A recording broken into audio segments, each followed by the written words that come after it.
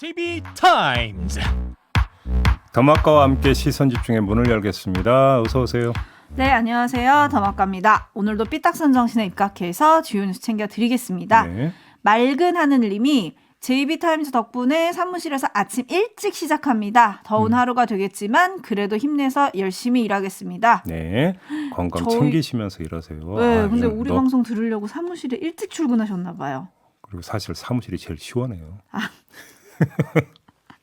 그렇죠. 네. 정석훈님, 오랜만에 본방 사수합니다. 어지러운 세상이어도 진행 중에 종배 형이 환하게 웃는 모습을 보며 저도 배시시 웃으면서 기운 받아갑니다. 저는 환하게 웃는데 왜 배시시 웃으세요? 활짝 웃으셔야지. 뭐 좋다는 얘기겠죠. 오늘 방송 중에 제이비가 몇 번이나 웃을지, 그게 또 정석훈님에게 몇 번이나 기운을 드릴지 지켜보는 재미도 있겠다 싶고요. 네.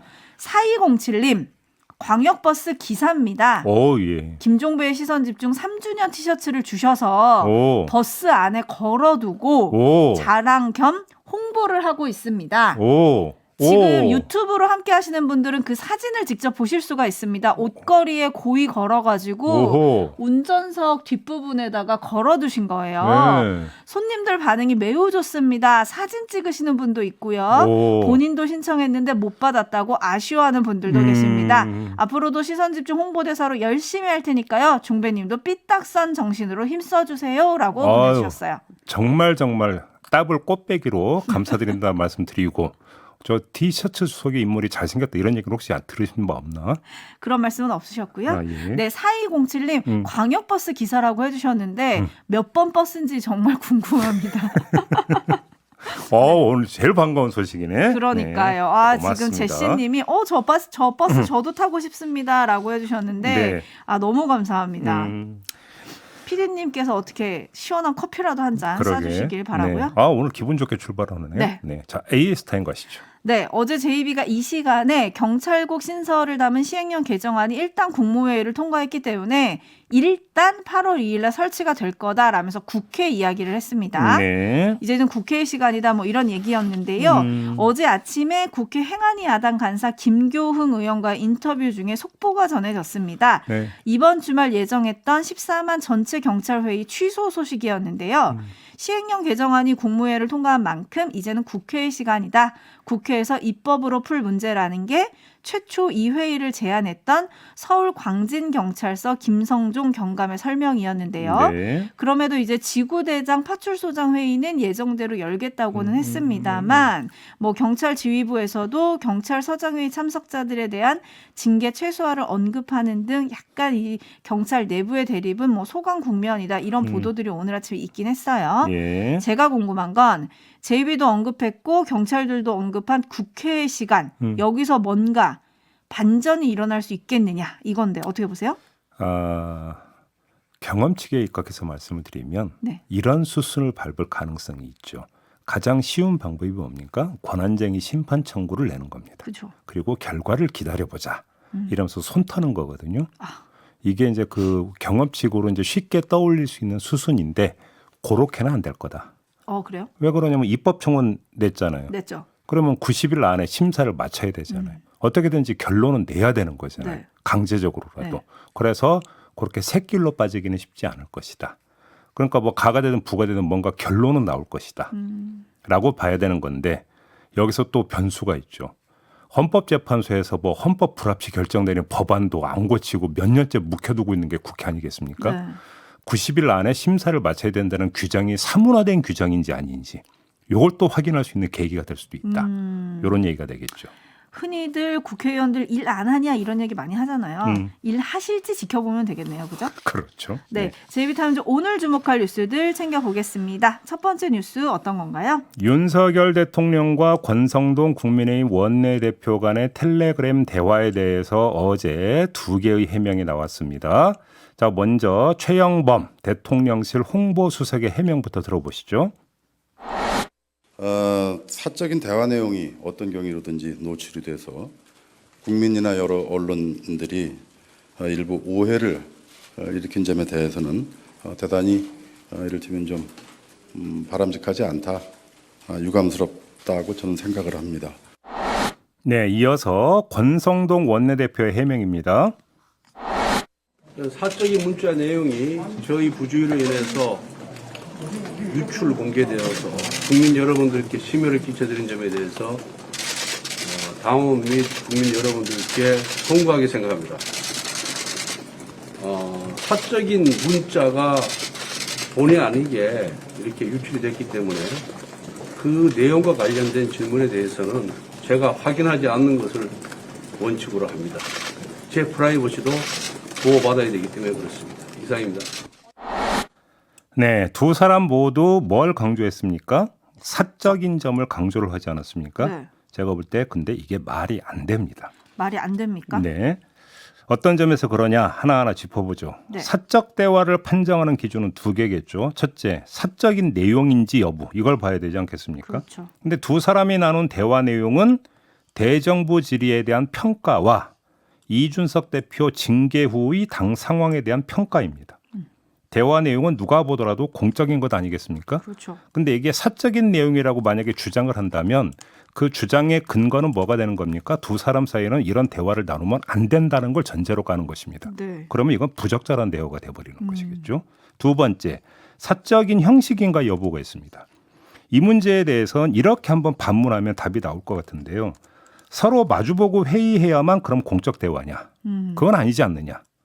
이런 반문 성립이 되는 거 아니겠습니까? 네. 뭐 공무원이든 민간 회사원이든 업무 시간에 메시저를 이용해서 회의나 대화를 하는 것도 업무와 관련된 대화라고 볼 수 있는 거 아니겠습니까? 특히 그 내용이 공적 영역에 속하는 거라면 더 얘기할 것도 없잖아요. 따라서 사적 대화 운운하는 건 사안의 성격을 희석시키기 위한 언어 유희다. 언어 유희. 이렇게 봐야 될 것 같고요. 100번 양보해서 두 사람의 해명을 고지고대로 받아들이면 이런 얘기가 돼버립니다. 공적 업무를 봐야 할 시간에 두 사람이 사적으로 뒷담화 나눴다. 오호. 이런 얘기밖에 안 되는 거잖아요. 아하. 그럼 이건 뭐가 되는 겁니까? 업무 태만 아닌가요? 그런데 왜 이거에 대해서는 그러면 사과하지 않습니까? 대통령이 최근에 공직기강을 상당히 강조하고 계시지 않습니까? 네. 그래서 드리는 말씀이고요. 하나만 더 말씀을 드리겠습니다. 논란의 본질은 이준석 대표를 바라보는 윤석열 대통령의 시각이잖아요. 그런데 청와대 홍보수석의 말대로 사적 대화에 해당한다면 윤석열 대통령의 사적인 생각이 여과 없이 표출됐다는 얘기로 해석을 해야 되겠죠. 네. 즉 대통령이 이준석 대표를 좋아하지 않는다는 게 그럼 여기서 확인이 되는 거 아니겠습니까? 사적으로 좋아하지 않는다. 이렇게 해석해도 되는 거 아니겠습니까? 네, 바로 그 부분에 대해서 어제 대통령실 고위 관계자 최영범 홍보수석이 브리핑을 한 마당에 왜 이 워딩은 고위 관계자라는 익명 보도인지 전 잘 모르겠습니다만 여튼 대통령실 고위 관계자가 뭐라고 얘기를 했냐면요. 특별히 이준석 대표도 오해하지 않으시리라고 생각한다라고 했습니다. 뭐에 대해서? 윤석열 대통령이 이준석 대표에 대한 부정적 뜻을 의미하는 건 아니다라는 얘기예요. 네. 특별히 오해하지 않으시리라 생각한다라고 했는데 이준석 대표는 한 언론사와의 문자를 통해서 전혀 오해의 소지가 없이 명확하게 이해했다. 못 알아들었다고 대통령이 오해하지 않기 바란다라고 응수를 했거든요. 네. 말 속에 좀 뼈가 있는 것 같지 않으십니까? 아니 그러니까 저 그 텔레그램 대화 내용에 오해의 소지를 그 안기는 불명료한 애매모호한 표현이 있습니까? 제가 볼 때는 없던데요. 네. 네, 의원님이 사적으로 평소에 당대표를 그렇게 생각하고 있었다는 거 아닙니까? 저는 그렇게 이해가 됩니다. 라고 하셨고요. 네. 2847님, 대통령이 처음이라 공과 사를 구분하기 어렵다 하셨죠? 제가 딱 가르쳐 드리겠습니다. 이런 대화는 공적 대화라고 합니다. 라고 2847님이 가르쳐 주셨고요. 네. 0392님, 유출만 유감스러우신가요? 저는 표현이 유감스러운데요. 라고 또 꼬집어 주셨는데요. 어쨌든 논란은 좀 계속되고 있는데 김종인 전 국민의힘 비상대책위원장이 현재 이런 상황을 두고 여당을 조금 질타를 했더라고요. 네. 그대로 인용하겠습니다. 인용입니다. 무슨 놈의 집권당이 이렇냐. 당이 위기 해결 능력이 없다. 빨리 해법을 찾아야 한다. 라고 했는데 네. 해법이 있을까요? 그 얘기한 게 있더라고요. 차라리 정상적인 대표 체제를 만들어야 한다. 이 말 했잖아요. 네. 이미 해법도 제시를 했잖아요. 뭐 직무대행도 아니고 비대위도 아니고 그냥 새 대표 뽑아라 이런 이야기잖아요. 전대를 새로 하라는 얘기인 거죠. 정상적인 대표 체제면 그 방법밖에 없는 거죠. 근데 당이 그렇게 할까요? 그러니까 근데 재미난 부분이 뭐냐면 네. 김종인 전 위원장은 지금까지 이준석 대표를 두둔을 해왔던 사람이었어요. 그랬죠. 그런데 정상적인 대표 체제를 만들어야 된다라고 하는 것은 이준석 대표 체제를 끝내라는 걸 전제하는 그 이야기거든요. 아, 그러네요. 그렇지 않습니까? 네. 아주 재미난 포인트거든요. 이것이. 그러면 김종인 위원장은 왜 이런 이야기를 했는가? 결국은 어차피 여권의 힘은 대통령을 중심으로 그 짜여질 수밖에 없는 거고 대통령이 이런 생각을 가지고 있다면 이준석 대표가 설령 그 체제가 유지가 된다도 그건 식물 체제다. 결국은 이렇게 판단한 걸로 봐야 되는 거 아니겠습니까? 어허. 저는 그렇게밖에 해석이 안 되는데요. 아, 그러네요.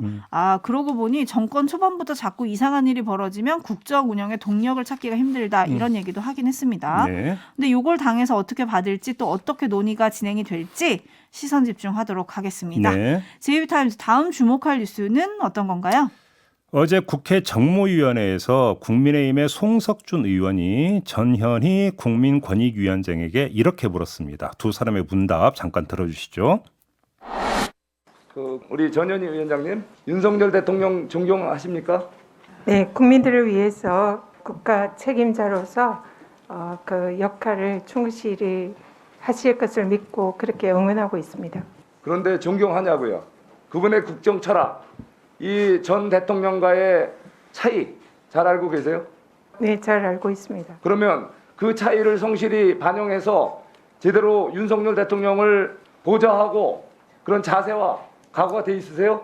우리 전현희 위원장님이 안 계셔도 새 위원장님과 함께 더 훌륭하게 국민 권익을 지키고 또 대통령의 국정 수행을 보좌할 수가 있어요. 새롭게 또 윤석열 대통령과 함께 보다 국정과제에 대한 이해도가 높은 분이 지금 대기하고 있는데 본인이 그분보다도 더 윤석열 대통령을 더 존경하고 이 철학을 같이 하면서 과제를 성실히 이행할 수 있다고 생각하세요? 네. 네, 이 문답에 주목하신 이유가 있겠죠? 기본에 관한 문제가 하나가 있고요. 원칙에 관한 문제가 하나가 있는데 자, 기본에 관한 문제부터 한번 짚어봅시다. 존경하냐고 물어봤잖아요. 네. 존경심은 내면의 양심의 영역에 있는 문제거든요. 따라서 누가 누구에게 답변을 요구할 수 있는 그런 성질의 문제가 아닙니다.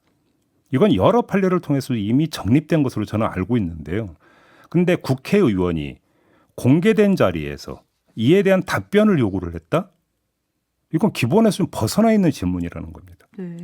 사기업에서 사람을 뽑을 때나 내칠 때도 사장님이나 회장님 존경하냐고 묻지는 않는다. 이 점을 좀 강조를 하고 싶은 게 하나가 있고요. 네. 두 번째 원칙 문제인데 맥락으로 볼 때 대통령의 철학에 대한 공감을 묻고 있다고 해석을 하죠. 일단 그렇게 합시다. 네. 그렇다고 하더라도 문제가 있는 게 권익위원회는 대통령의 철학이 반영된 정책을 집행하는 집행기관이라고 볼 수는 없지 않습니까? 그리고 더 큰 문제가 있습니다. 송석준 의원은 전현희 위원장을 대체할 다른 사람이 대기하고 있다고 지금 말을 했잖아요. 그러니까요. 임기가 1년이나 남은 위원장의 사퇴를 전제로 후임 인선까지 끝냈다는 얘기가 돼버리는 거잖아요. 네. 그러니까 임기가 한두 달 남아 있어서 후임 인선을 했다라면 제가 이해를 하겠는데 임기가 1년이나 남아 있는데 후임을 인선을 했다면 그거는 뭡니까? 임기를 다 마치지 않고 물러날 것을 전제로 지금 이 작업을 했다라는 거잖아요. 네. 그다음에 후임 인선 대기자를 뽑는 주체는 국민의힘이 될 수가 없잖아요. 국민의힘은 인사권을 행사하는 데가 아니니까. 그럼 어디서 했다는 얘기 됩니까? 대통령에서 했다는 얘기밖에 안 되는 거잖아요. 이렇게 해석을 해야 되는 거잖아요. 네. 그러면 이거는 어떻게 되는 겁니까? 법적으로? 물론 집행이 되지 않아서 뭐 별 문제가 없는 건가요? 아무튼 대통령실이나 여권이 사퇴에 대한 의견 표명을 넘어서 행동에 들어갔다는 얘기가 돼버리는 거 아닙니까? 어허. 이것도 그냥 넘어갈 수 있는 성질의 문제는 아니지 않느냐. 이런 얘기가 되는 거죠. 네, 그 대기자가 누굴지도 일단 저는 좀 궁금해지는데 여튼 송석준 의원은 대선 직후 사의를 표명했던 조성욱 공정거래위원장에게는 어제 훌륭합니다라고 얘기를 했고요. 조 위원장에게도 문재인 전 대통령 존경합니까? 그 뒤에 윤석열 대통령 존경합니까? 라고 또 각각 물었더라고요. 그러니까 그래서 국정 철학에 동의하십니까? 국정 방향에 공감하십니까? 이런 질문은 당연히 할 수 있죠. 또 그건 해야 할수 되는 있죠. 거죠. 그건 업무랑 연관이 되죠. 예. 왜 그러냐면 뭐 대통령의 손발이라고 본다면 그거는 당연히 물어보는 건데 존경심이라고 하는 것은 그런 게 아니잖아요. 그걸 왜 물어봅니까? 옐로우 지영님이 대놓고 사표 압박하시는 건가요? 라고 하셨고요. 네. KM 킴님은 존경을 강요하는 건 좀 무섭습니다라고 하셨고 김종희님이 와 존경을 강요하다니 20세기에서 날아온 소식인 줄 알았습니다라고 꼬집어 주셨고요. 1912님 블랙리스트 압수수색 들어갔던데 이렇게 대놓고 밀어내는 건 괜찮습니까? 라고 해주셨는데 네 존경합니까? 라는 그 대한민국 질문. 헌법의 양심의 자유는 분명히 명시되어 있는 국민의 기본권입니다. 네. 네. 공공기관장 임기와 대통령 임기를 같이 하는 법안이 지금 국회에 발의가 됐다는 거 아니겠습니까? 네. 이 법안을 처리하면서 좀 국회가 이 논란을 매듭 지을지. 아유, 제발 좀 그렇게 했으면 좋겠어요. 여러 차례 말씀을 드렸지만 정권이 바뀔 때마다 이게 도대체 무슨 일입니까? 그러니까요. 예. 오늘 여러 번 얘기하는데 국회 시간이 왔다. 국회의원님들 일하시는지 시선 집중하겠습니다. 네. 뉴스와 분석이 함께하는 제이비타임즈 다음 주목할 뉴스는 어떤 건가요? 중대재해처벌법이 1월 27일부터 시행이 됐으니까 딱 6개월 됐거든요. 네. 법 적용 사례를 보니까 적용 대상 사업장에서 발생한 중대재해가 모두 117건이었고 124명이 사망을 했고 29명이 유독물질에 중독이 된 것으로 집계가 됐다고 합니다. 고용노동부는 이 가운데 14건을 기소 의견으로 검찰에 송치를 했다고 하는데요. 네. 근데 검찰이 어떻게 조치했느냐. 14건 가운데 16명이 유독물질에 중독된 두성산업만을 기소했고요. 한 건은 아예 불기소, 무혐의 처분했고 네. 중대재해법 적용 1호로 알려진 삼표산업건이 있지 않습니까? 네. 이걸 비롯한 12건은 아직도 수사 중이라고 합니다. 평가. 네. 평가해볼까요? 두 개의 상징적 사례가 있는데요. 첫 번째는 질질 끌기인데 가장 먼저 발생한 게 삼표산업 사건이잖아요. 네. 아직도 끝내지 않았다는 게 뭘 의미하겠습니까? 질질 끌기로밖에는 뭐 해석이 안 되는 거 아닙니까? 네. 두 번째는 느슨하게 적용하기인데요. 자, 무혐의 처분한, 불기소 처분한 곳이 어디냐면 대응 R&T라고 하는 곳이라고 하는데 지난 2월에 직업성 질병자 13명이 발생한 사업장이라고 합니다. 주목할 점은 이 업체가 외부 기관인 인제대학교 부산100병원으로부터 국소 배기 장치 가운데 수동 세척 부분의 제어 풍속이 미흡하다라는 개선 공고를 받은 게 1년 전이 지난해 3월이었다고 합니다. 네. 그리고 노동자들도 지난해 9월에 세척제 냄새가 심하게 난다고 사측에 문제를 제기를 했는데 결국 지난 2월에 직업성 질병자 13명이 발생을 했다는 거 아니겠습니까? 네. 제대로 빠르게 조치하지 않았다라는 이야기가 되는 거잖아요. 그렇죠. 그런데 사측은 뭐라고 주장하고 있느냐. 국소 배기장치 일부를 보수했고 단계적으로 개선 조치를 취하는 중이었다고 주장을 했다고 하고 검찰은 이런 주장을 받아들여서 불기소 조치를 내렸다고 합니다. 아니 지적받은 게 1년 전인데 지금까지도 조치를 취하고 있다라는 주장을 받아들였다고요? 왜 그러냐면 시행령 규정에 유해 위험 요인의 확인 및 개선이 이루어지는지를 6개월에 한 번 이상 점검한 후에 필요한 조치를 하라 이런 규정이 있는데 위험 요인 가운데 일부가 설령 개선되지 않았다고 하더라도 6개월을 다 채우기 전에 중대재해가 발생했을 경우에는 기간 규정이 있기 때문에 적용 못한다. 이런 논리를 댔다고 하는데 납득이 되십니까? 납득이 잘 안 되는데요. 그러니까 느슨하게 적용했다라는 그 지적을 하는 거고요. 이런 뉴스도 있었어요. 법 적용 대상 기업이 50인 이상 사업장인데 네. 7월 한 달, 그것도 한 달도 아니에요. 21일까지만. 7월 1일부터 21일까지 올해 7월에 몇 건이 발생을 했느냐? 23건이 발생을 했다고 합니다. 그런데 지난해 같은 기간은 8건이었다고 합니다. 8건에서 23건으로 거의 3배가 증가를 했다는 건데 네. 중대재해처벌법이 시행된 후에 지금 이런 현상이 나타난다라고 하는 이걸 도대체 어떻게 설명할 수 있겠어요? 오히려 줄어야 되는 거잖아요. 그렇죠. 근데 제가 더 슬픈 거는 사실 이렇게 법망을 빠져나갈 거다 이런 예감은 처음부터 있었잖아요. 네. 중대재해처벌법 제정 당시에도 다 예견이 됐었던 일인데 결국 지금 또 그 구멍을 메우지 못하니까 이런 상황이 발생하는 거 아니겠습니까? 네. 관련해서 어제 대정부 질문에서 한덕수 총리가 중대재해처벌법 완화에 대해서 검토해봐야 한다라고 했거든요. 네네. 요것도 좀 주목을 해봐야 될 것 같아요. 어떤 식으로 검토하는지가 중요한 거 아니겠습니까? 어차피 또 국민의힘 의원이 또 이 중대재해처벌법 개정안도 발의를 했다는 거 아니겠습니까? 네. 이렇게 놓고 보면 법이 살아 움직이느냐 사실상 사문화되느냐의 문제는 얼마나 강력한 적용 의지를 가지고 처벌을 하느냐 여기에 달려 있는 거잖아요. 네, 사마나86님이 역시 법은 돈과 권력자들의 편이네요 하셨는데 아니길 바라겠습니다. 네. 자 이렇게 마무리하겠습니다. 담화가 수고하셨어요. 고맙습니다.